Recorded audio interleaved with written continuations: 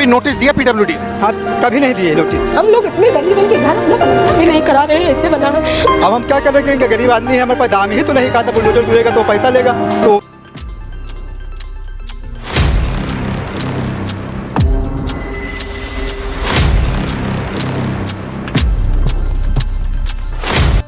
Encounter पे अगर इस तरह का शक पैदा होता है, और ख़ास तौर पे जैसे आप बता रहे हैं कि पहले उन्होंने आरोप लगाया था कि उनके भाई और लोगों को उठा लिया गया है, तो इसकी जांच कम से कम सीआईडी से कराई जानी चाहिए। स्वागत है आप सभी का एक और एपिसोड में। मैं सईद खान और आप देख रहे हैं हकीकत इंडियन टीवी। दोस्तों, बहराइच में जहां हिंसा हुई थी वहां 23 घरों को नोटिस दिया गया है, यानी कि आपके घरों को तोड़ दिया जाएगा। आप हमें ये तमाम डॉक्यूमेंट दिखा दो वरना आपके घरों को तोड़ दिया जाएगा। जैसे मान लो कि आज शाम में नोटिस लगाएगा, एक दिन आज का होगा और एक दिन कल का, और नेक्स्ट डे यानी कि परसों आपके घर पर बुलडोज़र आ ही जाएगा। अब सवाल ये उठता है, और उस 23 घरों में से 3 घर हिंदुओं भाइयों के हैं और 20 घर मुसलमानों के हैं। मतलब ये कि ये सारे घर अब अवैध हो गए। सदियों से ये लोग यहाँ पर रहते आए थे, ये सारी बस्ती अभी तक वैध थी, लेकिन इन बस्ती में से सिर्फ कुछ घर, ये 23 घर अवैध हैं, बाकी पूरी बस्ती वैध है। किसी से नहीं कहा गया तुम पेपर दिखाओ। सिर्फ इस घटना के बाद इन उसके बगल में मून भाई का मकान है, उस पर चस्पा है। उसके बगल में ये त्रिपाठी जी का मकान है, इस पर चस्पा नहीं है। फिर इसके बगल में शुक्ला जी का मकान है, उस पर चस्पा नहीं है। उसके बगल में डॉक्टर विश्वास जी का मकान है, उस पर चस्पा नहीं है। उसके बगल में हरगोविंद शुक्ला जी का मकान है, उस पर चस्पा नहीं है। अब आप जब देखें फिर थोड़ा जब इधर उसके सामने आप उड़ा फिर सामने आप आइए तो ये शरीफ भाई का मकान है, उस पर चस्पा है। ये जावेद भाई का मकान है, उस पर चस्पा है।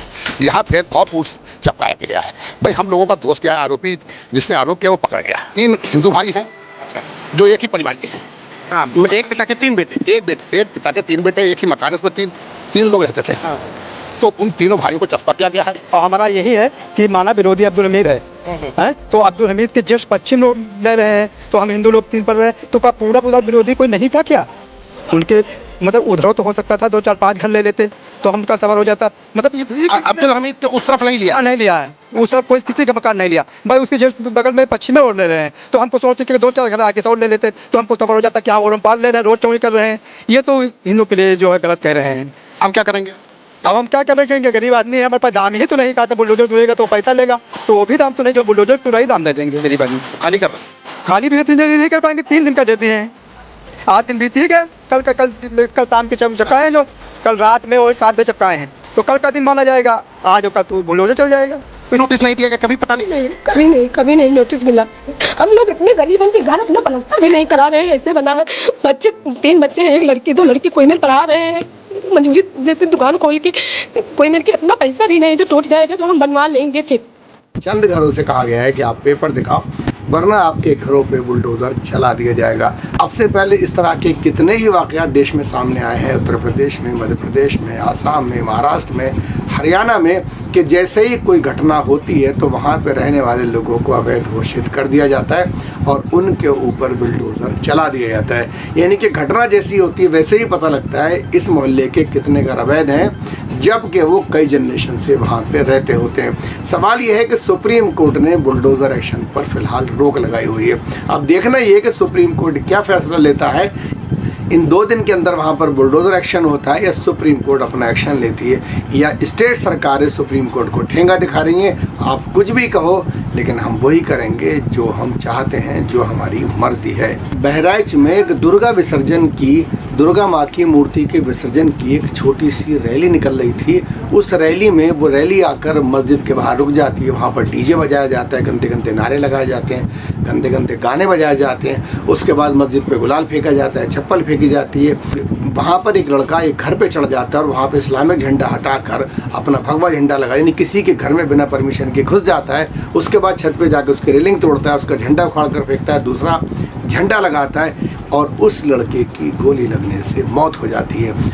अब ये गोली कहाँ से आई, किसने चलाई, सीधा से इल्ज़ाम लगाया जाता है अब्दुल हमीद पे। उसको और उसके बेटों को गिरफ्तार कर लिया जाता है। उनके 2 बेटों को हाफ इनकाउंटर कर दिया, उनके पैरों में गोली मार दी जाती है और उसके बाद अब ये कार्रवाई होती है कि वहाँ पर अलग अलग घरों को चिन्हित किया जाता है और उन पर बुलडोज़र की कार्रवाई की तैयारी की जाती है। सैकड़ों लोगों पे मुकदमे दर्ज हो गए हैं और दर्जनों लोग हिरासत में हैं। सवाल ये है कि उत्तर प्रदेश का प्रशासन एक छोटी सी रैली भी, एक छोटा सा प्रोग्राम भी सौहार्द के साथ क्या नहीं करा सकता?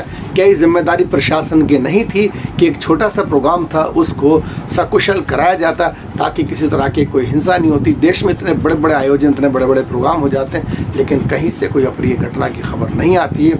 ये प्रशासन की विफलता है। प्रशासन अपने इस छोटे से काम को अंजाम देने में नाकाम रहा।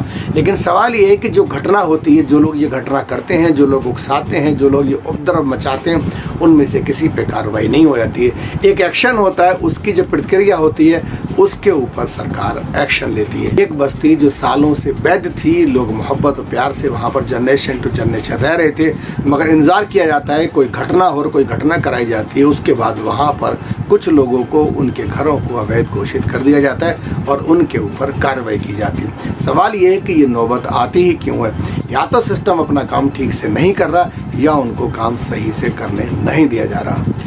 उत्तर प्रदेश के डीजीपी थे और योगी जी के बहुत करीबी थे, बहुत खासम खास डीजीपी थे सुल्तान सिंह। आपको इनका बयान सुनाते हैं कि आखिर यूपी में चल क्या रहा है।